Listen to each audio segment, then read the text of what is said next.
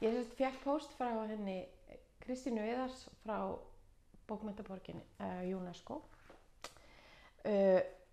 Hún bauð mér og Hugleiki Dagsinni að taka þátt í samkeppni á vegum UNESCO bókmenntaborgana sem hét Post Pandemic City og þetta var 2020 og þannig að fullt af myndasöguhöfundum var boðið frá öllum UNESCO borgunum að taka þátt í samkeppni sem snerist að ímynda sér borgir eftir faraldur og hvað væri sem sagt bara, og þú máttir í raun og veru bara taka þetta í hvaða átt sem þú vildir og svo var þetta samkeppni og síðan ég bara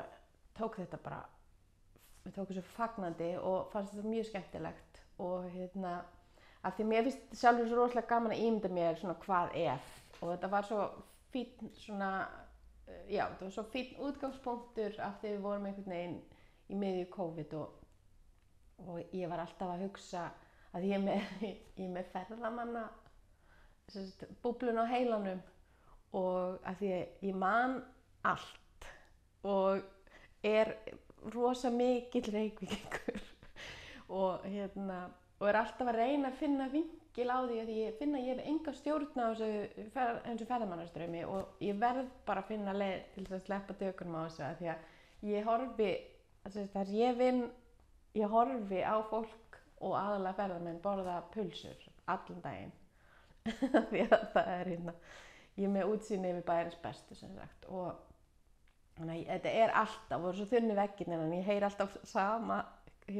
svona leiðsögumaður sem að stoppar alltaf þarna og ég heyri alltaf það sem hann segir og ég bara, þetta er svona eins og Groundhog Day og mér finnst það alveg voðalega erfið endurtekning þannig ég þarf einhvern veginn að finna leið til þessu og mér fannst pínu gaman og ég veit að þetta hljómar mjög svona kaldlynt en mér fannst pínu gaman að losna við ferðamennina og það var ágætis hvíld og þannig ég var að ímynda mér ég gerði þessi myndasögu hvernig hvað var hægt að gera við hótelin og skrifstofubyggingarnar af því að voru náttúrulega allir bara heima á náttbúksunum að neðan að skrifa á einhverjum Zoom-fundum og skrifa tölvupósta og það var einhvern veginn raunveruleiki skrifstofufólks og bara margra og þannig að ég var alltaf að hugsa bara eins og Borgatúnið og öll hótelin sem enginn var í og hvað var hægt að gera við þau og það var svona mín hugmynd þannig að ég teiknaði bara svona eins og blueprint að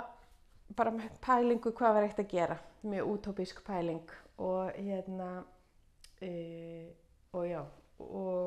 ég er mikil áhuga manneskja ætar svona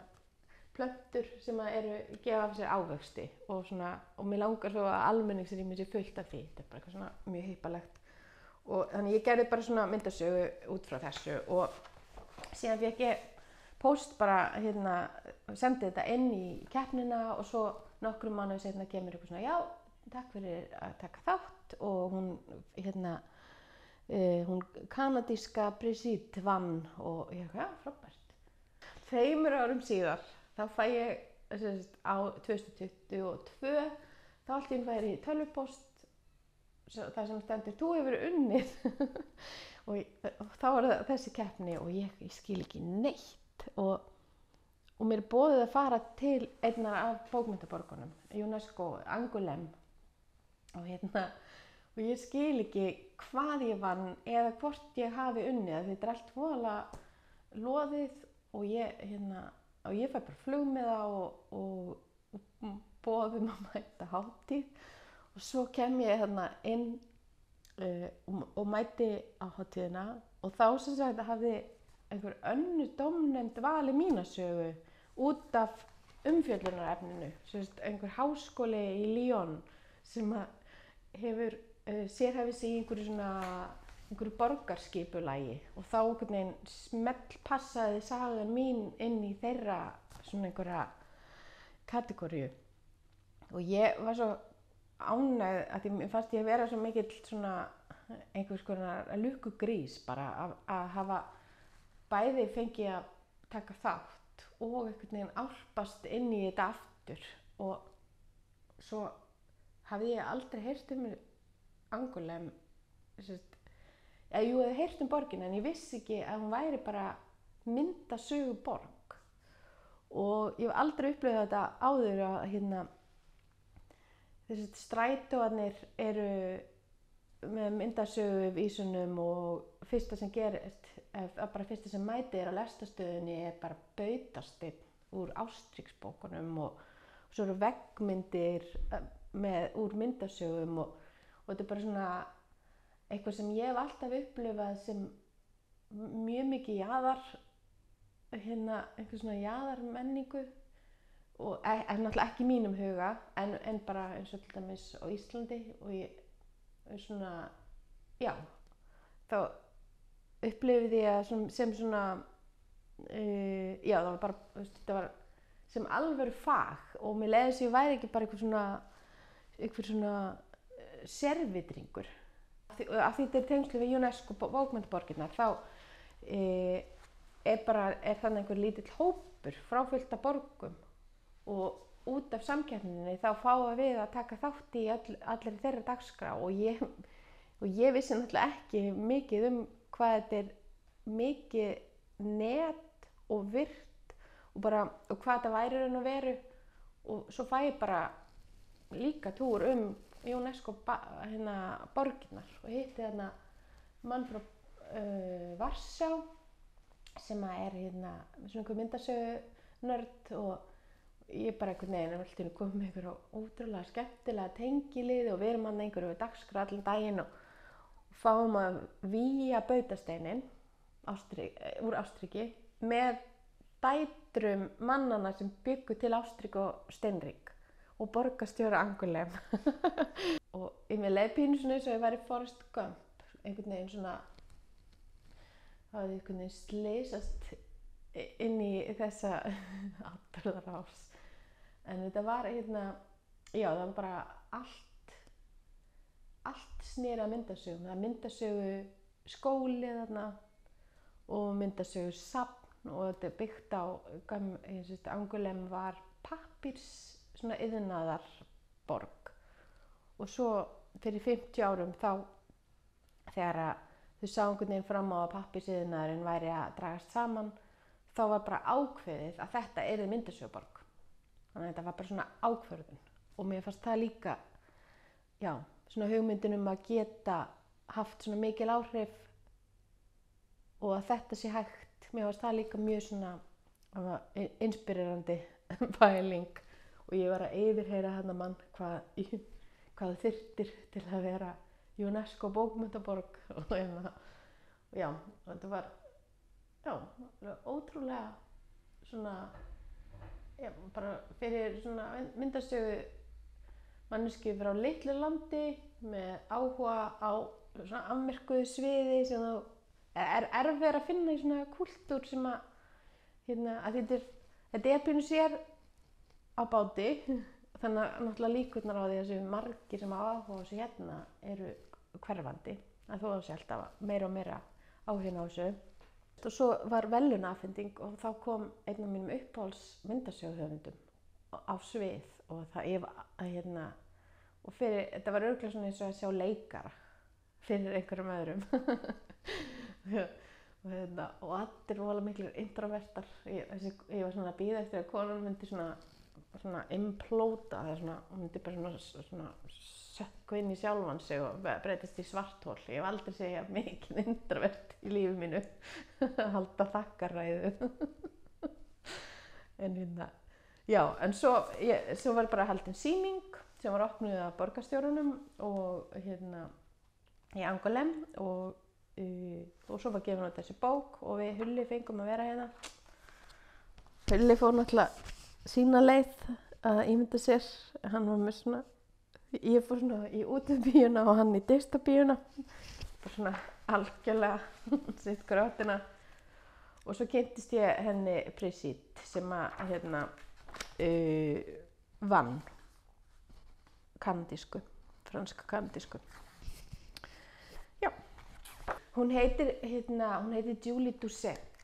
og hún sem sagt uppáhaldsmyndasöguhöfundur minn sem stóð á sviðinu. Hún heitir Julie Doucet og hún sem sagt, og ástæða fyrir ég var í svo miklu uppnámi fyrir að sjá hana af því að hún var heimur inn í heimi, af því að ég hefði áhuga á myndasögum, en þegar ég las bækurnar hennar í fyrsta sinn þá fannst mér ég vera á nákvæmlega réttum stað, ekki í herberginu við hliðina. Og þetta var svona af því hún gerir sjálfsævisögulega sögur og fór í myndlistaskóla og svona taugaveikluð og ég bara þetta er bara svona eins og að þú finnur þína línu og ég var unglingur og var að Borgarbókasafninu og sem ég dvaldi og Úlfhildur Dagsins er ég mitt búin að byggja upp og með góðu fólki ótrúlega myndasögudeild og ég hef alltaf verið bara svona ótrúlega þessi myndasögudeild sé í svona fámennri borg, það er alveg makalaust og áhuginn sem er ótrúlegur með að við og já, en Julie Doucet, hún sem sagt einmitt frönsk-kanadísk eins og hún sem vann keppnina og hún vann Grand Prix í Angoulême og Brigitte sem ég kynntist úti, hún skildi ekki hvernig manneskja á Íslandi hefði vissi hver Julie Doucet var, af því að þessi heimur svolítið svona lokaður, af því að hún sagði að meira sér fólk í Montreal þaðan sem hún veit ekki hver hún af því það ekki búið að nörda sig út í þetta horn þar sem að hún lifir og það var svo magna að sjá hana Julie fá þessa upphefð og viðurkenningu af því að hún náttúrulega upplifir sig örugglega ekki sem svona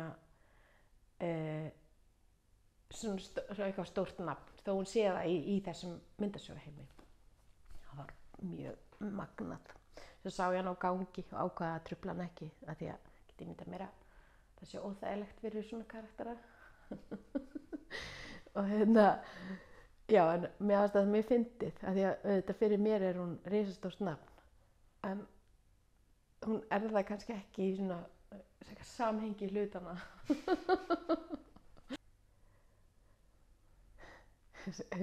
já, sko ég pínu eins og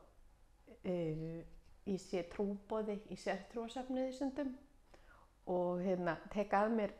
myndasögukennslu af því að mér langar svo að allir hafi áhuga á myndasögum og þannig að ég var að skila ég var að klára bók sem heitir Mamma Kaka sem einhvers konar svona Golem saga, barnabók börn sem finnst móðurinn í sögunum vera svo leiðileg þannig að baka nýja og láta hana leika við sig og ég leika mér að því að blanda saman texta og myndum og myndasögum af því að ég að reyna að lækka svona þröskuldina inn í myndasögur út frá öðrum bókum og ég það 2 bækur núna sem að koma út sem að önnur heitir Héragerði og hinn heitir Mamma Kaka og það Héragerði líka það textabók, svona kaflabók nema ég búin að tróða myndasögum í hvern einasta kafla af því að ég já, mér langar svo að fólk kynnist myndasögum þannig ég reyni að láta þær verða á vegi fólks.